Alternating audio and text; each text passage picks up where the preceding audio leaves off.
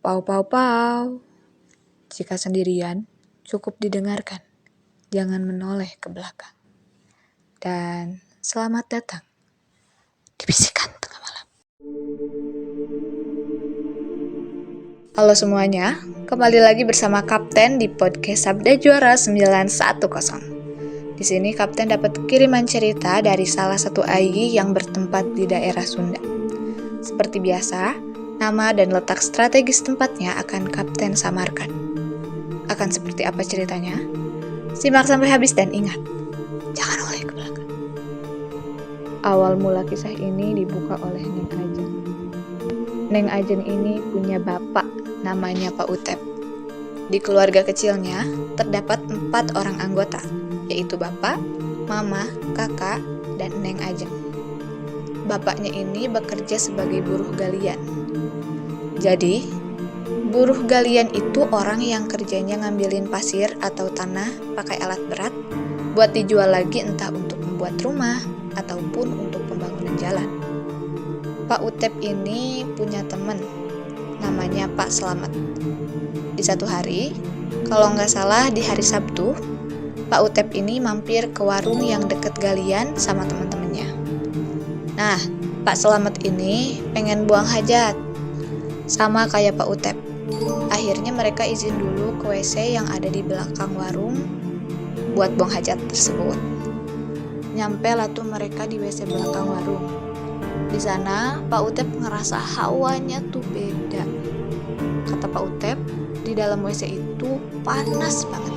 Gak tahu kenapa. Padahal di luar adem, gak panas sama sekali.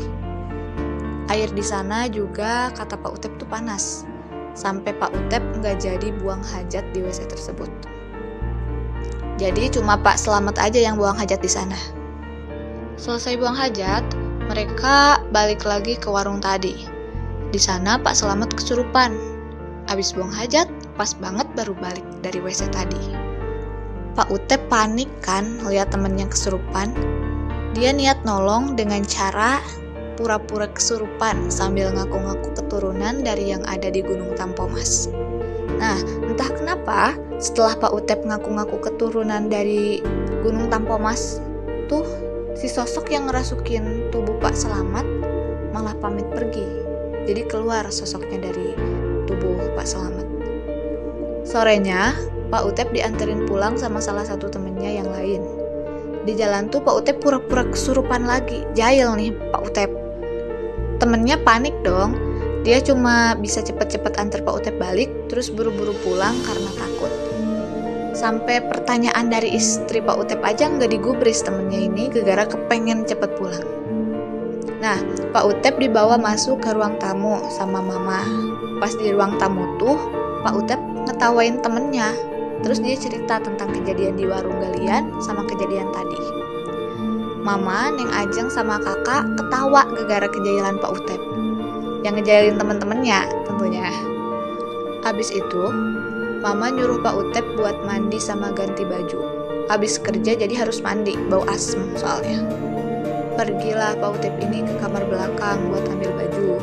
Tapi anehnya nih, Pak Utep cuma duduk di dekat pintu sambil bengong.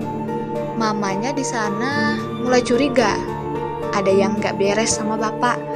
Entah itu mau ngeprank atau enggak. Mamanya nyamperin si bapak lah ya. Terus ditanya-tanya. Nah, bapaknya ini cuma natap mamanya pakai tatapan kosong. Habis itu ngelamun lagi sambil liatin jendela. Ngeliat tingkah bapak, mama panik dong di sana. Sampai rasa paniknya ini ngebuat dia teriak-teriak manggil nama bapaknya. Sampai Neng Ajeng sama kakaknya nyamperin, terus ditanya sama kakaknya, ini bapaknya kenapa? Terus kenapa mama teriak-teriak manggil bapak? Nah, mama ngejawab kalau bapaknya ini kesurupan. Disuruhlah kakaknya ini buat manggil Uwa.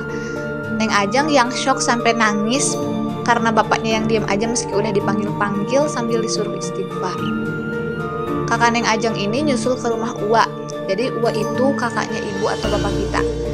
Sedikit lebih tua lah dari ibu atau bapak kita.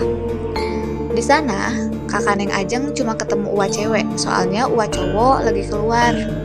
Dikasih tahu lah tuh kalau bapaknya ini kesurupan. sampai tetangga depan rumahnya juga ikut masuk ke rumah Neng Ajeng. Di sana tuh mereka pada bacain doa biar sosok yang masuk ke tubuh Bapak Neng Ajeng bisa cepet keluar. Nah, semua orang di kamar belakang tuh ngiranya Pak Utep udah sadar ya. Soalnya dia nanya ke Mama, "Ada apa? Kok banyak orang?" Orang-orang yang ada di kamar belakang tuh pada percaya dan akhirnya pada pulang. Taunya Pak Utep ini masih kesurupan.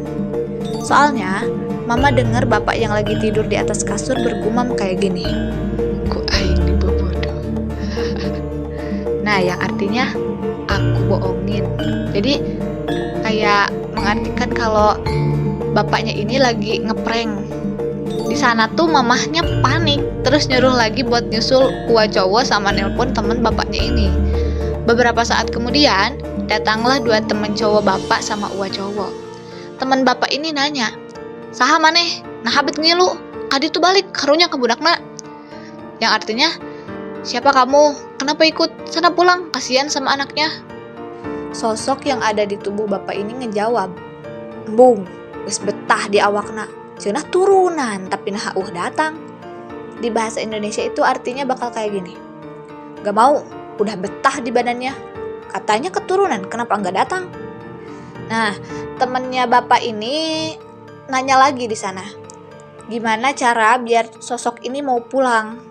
Awalnya sosok yang ada di tubuh bapak ini liatin doang sebelum ngejawab kalau dia ini pengen rokok sama kopi sebelum pulang. Akhirnya dikabulin lah, Neng Ajeng yang ngasih kopi ke bapaknya ini diliatin mulu sama bapaknya. Kayak nggak kenal. Ya emang lagi kesurupan, kita pasti nggak kenal kan. Di sana, bapaknya dibawa ke ruang tengah. Kayaknya udah sadar, jadi teman-temannya pada pulang.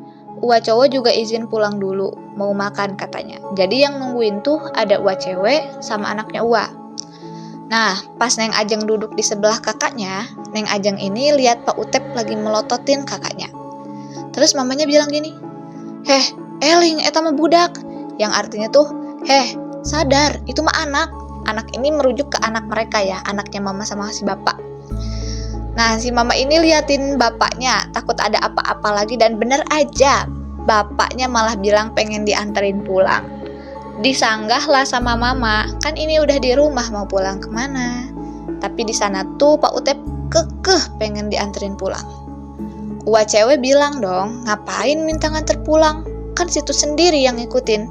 Karena di sana bapak tuh ngotot, tetep pengen dianterin pulang. Akhirnya Uwa cewek bilang, iya nanti dianterin sama Uwa cowok.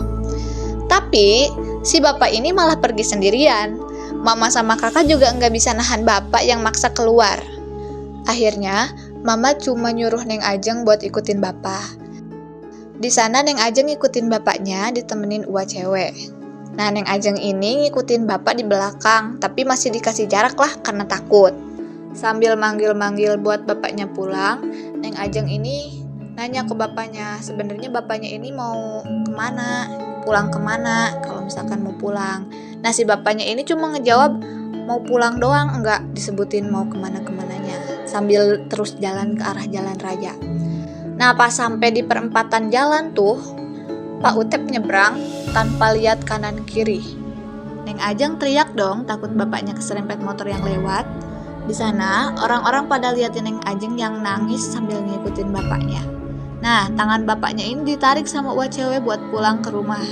Dan diiming-imingi kalau nanti bakal dianterin pulang. Awalnya si bapak gak mau, tapi akhirnya dia nurut.